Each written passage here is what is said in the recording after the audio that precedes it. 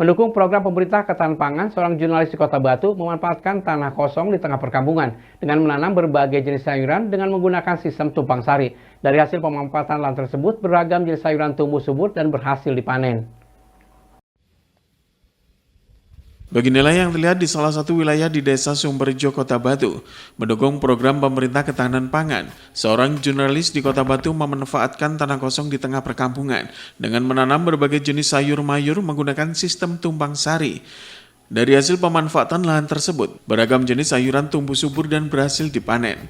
Beragam jenis sayur mayur, jenis kacang-kacangan, jagung, serta sawi yang tentunya diharapkan bisa mendukung program pemerintah swasembada pangan.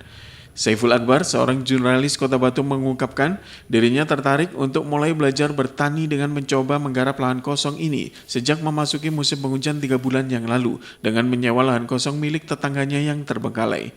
Dengan peralatan seadanya, ia mulai menggarap lahan kosong secara mandiri untuk ditanami berbagai jenis sayur mayur mulai dari kacang panjang, buncis, jagung, sawi, timun, cabai, dan jenis lainnya.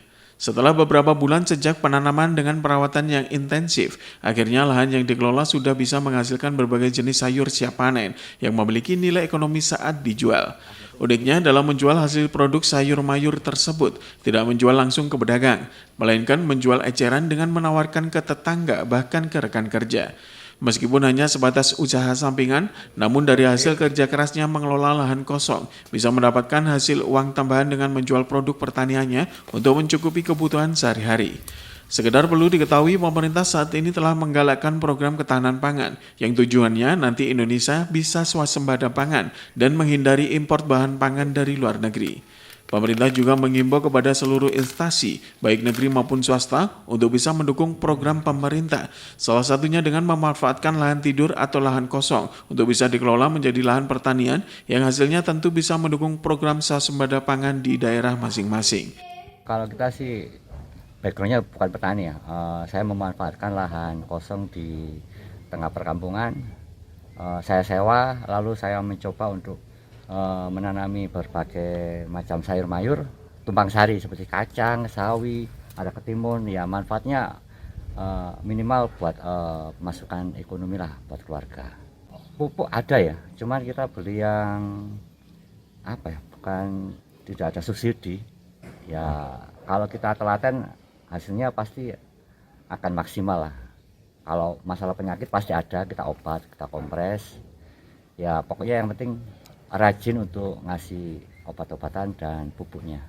Kalau saya ini kan buat saya untuk tiap hari aktivitas, selain jurnalis kan saya ini hanya sampingan saja. Kayak misalkan panen hari ini ada yang minta temen, kita suruh ngambil sendiri, metik sendiri. Terus sebagian kita jual eceran ke tetangga-tetangga gitu. Bukan kita jual langsung ke pasar, enggak. Untuk ya mungkin ada tetangga yang butuh sayur, saya suruh metik seperlunya buat di rumah. Ya harapan kita sebagai warga, kalau misalkan ada lahan kosong gitu, kita manfaatkan, biarpun sedikit lahannya nggak luas, yang penting kita manfaatkan. Kayak misalkan tumpang sari gini, kayaknya bagus juga sih untuk ketahanan pangan. Daripada kita beli ke pasar sayur mayur, lebih baik kita tanam sendiri, mudah dan manfaatnya sangat banyak sekali. Yonik Maman melaporkan. Sesaat lagi kami akan menghadirkan laporan tentang Sapai Ramadan pemerintah Kota Batu putaran keempat. Tetap bersama kami dan Info 7 Malang Raya.